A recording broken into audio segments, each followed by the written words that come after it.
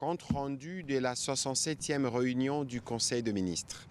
Le président de la République, chef de l'État, Félix Antoine Tshisekedi Tshilombo, a présidé ce vendredi 14 novembre 2025 à la Cité de l'Union africaine, la 67e réunion ordinaire du Conseil des ministres. 5 points étaient inscrits à l'ordre du jour, à savoir 1. Communication du président de la République, chef de l'État. 2. Point d'information. 3. Approbation d'un relevé des décisions du Conseil des ministres. 4. Examen et adoption de dossiers. Et 5. Enfin, examen et adoption de textes. Bien avant de livrer sa communication aux membres du Conseil, le président de la République a tenu à féliciter chaleureusement nos 11 nationales pour la belle performance de la soirée d'hier au Maroc avec la victoire sur le Cameroun qui nous donne des perspectives pour les prochains matchs dans le cadre de la qualification de la Coupe du Monde. Il a appelé toute la nation à se mobiliser et à apporter les soutiens souhaités à nos 11 nationaux qui portent le couleur de la République démocratique du Congo en vue d'une qualification au mondial qui s'annonce. Revenons sur sa communication. Le président de la République est revenu sur sa participation à la conférence de soutien à la paix et à la prospérité dans la région de Grand Lac tenue le 30 octobre 2025 à Paris. Cette rencontre déterminante a permis de remettre la crise dramatique dans l'est de notre pays au cœur de priorités internationales et de mobiliser d'importantes ressources pour répondre à l'urgence humanitaire. Grâce à l'action résolue menée par la délégation congolaise, nos partenaires ont annoncé une enveloppe globale de 1,5 milliard d'euros destinée en priorité aux populations du Nord et du Sud Kivu. Parmi ces contributions majeures figurent celles des États-Unis d'Amérique avec 129 millions de dollars, 129 millions d'euros pour l'Union européenne ainsi que les engagements renouvelés de plusieurs autres pays, notamment la France, l'Allemagne, le Royaume-Uni, la Belgique, le Canada ou le Japon. Les institutions financières internationales et les agences du système des Nations Unies ont également confirmé leur appui dans ces contextes de souffrance extrême. L'une des décisions importantes prises à Paris concerne entre autres la réouverture partielle de l'aéroport de Goma pour uniquement des vols humanitaires de jour d'ici la fin de cette année. Cette mesure est cruciale pour briser l'isolement des populations, permettre l'accès des humanitaires et accélérer l'acheminement des secours. À cet égard, le président de la République a enjoint les membres du gouvernement concernés sous la coordination de la Première ministre à se mobiliser sans délai, notamment le ministre d'État, ministre du Plan et de la coordination de l'aide au développement, qui doit veiller à la gestion rigoureuse des financements mobilisés et à leur orientation rapide vers les besoins prioritaires. La ministre d'État, ministre des Affaires étrangères, ainsi que le ministre de l'Intégration régionale ont été chargés de poursuivre les échanges avec les États partenaires et les organisations internationales afin de finaliser les modalités pratiques des engagements pris à Paris et d'assurer les suivis diplomatiques requis.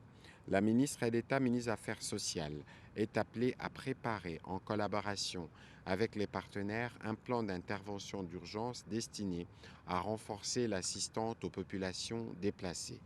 Concernant spécifiquement la réouverture humanitaire de l'aéroport de Goma, le président de la République a formellement instruit les vice-premiers ministres de l'Intérieur et du Transport, ainsi que celui de la Défense, de travailler de manière conjointe afin de créer les conditions sécuritaires et logistiques nécessaires. Cette coordination devra intégrer les recommandations du CICR, notamment en matière de protection des aéronefs, des circulations des humanitaires et des garanties de sécurité.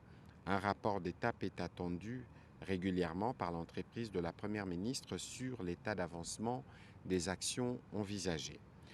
Le deuxième point de la communication du président de la République a porté sur le respect des règles environnementales par les exploitants miniers, industriels et autres opérant en République démocratique du Congo. Le président de la République suit avec une très grande préoccupation la situation consécutive au grave manquement aux obligations environnementales de la société Congo Dongfang Mining qui a entraîné les déversements massifs d'effluents toxiques dans l'écosystème local. Cet incident a causé d'importants préjudices humains, matériels et environnementaux, notamment la pollution des eaux et des sols, la destruction de la faune et de la flore, la contamination de l'espace vital, affectant profondément la vie quotidienne des habitants du quartier Kassapa dans la commune annexe. Les images et rapports préliminaires témoignent de l'ampleur des dégâts et de la détresse de populations touchées. Le président de la République a condamné avec la plus grande fermeté ces agissements irresponsables, en totale violation de la législation nationale sur la protection de l'environnement et des normes régissant l'activité minière dans notre pays. Il a salué les mesures conservatoires immédiates prises par le ministère de Mines à la suite de missions tant du gouvernement que de la présidence dépêchée sur place. Il a également exigé que les responsabilités soient pleinement établies, que les auteurs répondent de leurs actes et que la réparation intégrale des dommages causés aux populations soit assurée sans délai. Le président de la République en a appelé à la vigilance de tous les opérateurs miniers, industriels et établissements assimilés opérant sur le territoire national. Le respect de règles environnementales n'est ni négociable ni accessoire. Il constitue une obligation légale, réglementaire et morale, inscrite au cœur de la vision nationale d'un développement durable, responsable et respectueux de communautés locales, a-t-il précisé. À cet fait, la ministre de l'Environnement, Développement durable et Nouvelle économie du climat, ainsi que les ministres de Mines ont été instruits de renforcer la surveillance, la coordination et la rigueur des services techniques placés sous leur autorité afin de prévenir toute récidive de telles catastrophes et de garantir la sécurité des populations ainsi que la préservation de notre patrimoine naturel. Une analyse approfondie des effets de cette catastrophe doit être rapidement produite afin d'apprécier avec précision l'ampleur des dommages subis par la population. Au-delà du simple constat, cette étude devra formuler des pistes de solutions concrètes et durables en faveur de populations touchées.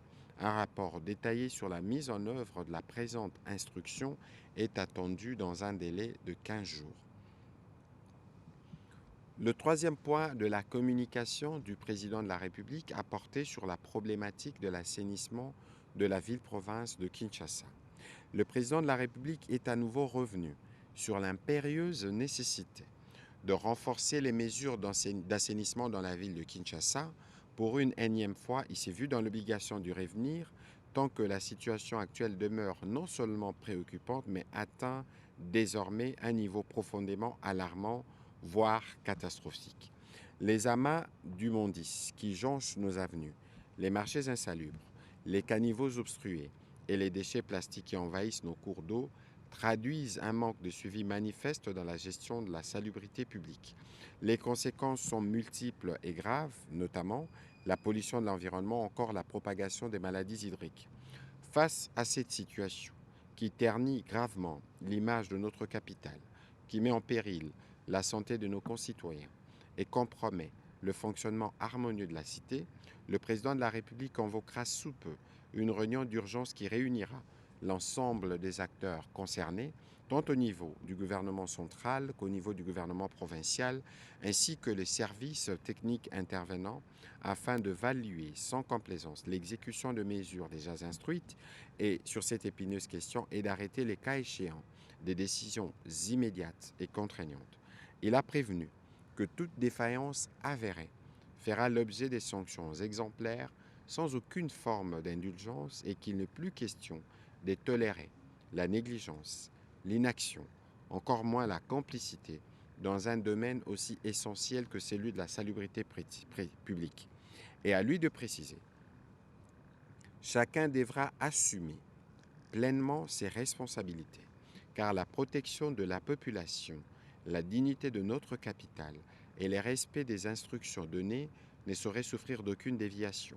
Le droit de nos concitoyens à vivre dans un environnement sain constitue un impératif constitutionnel auquel nul ne peut s'y soustraire.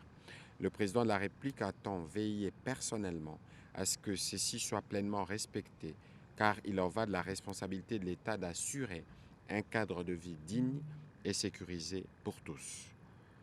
Le dernier point de la communication du président de la République a porté sur la persistance de la déstabilisation des institutions provinciales.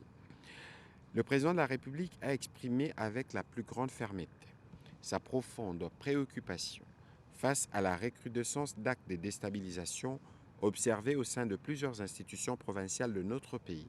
Ces tensions, matérialisées par des motions souvent intempestives et infondées contre le gouvernement ou les assemblées provinciales, compromettent gravement la stabilité de nos entités territoriales.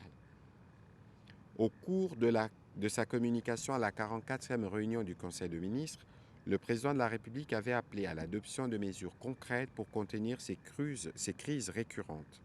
Il a salué à cet égard les efforts du gouvernement à travers le vice-premier ministre, ministre de l'Intérieur, dont l'action a notamment permis la signature d'un acte d'engagement par les présidents des assemblées provinciales, les membres de leurs bureaux respectifs ainsi que les gouverneurs de province instituant un moratoire sur les motions de défiance visant les exécutifs provinciaux.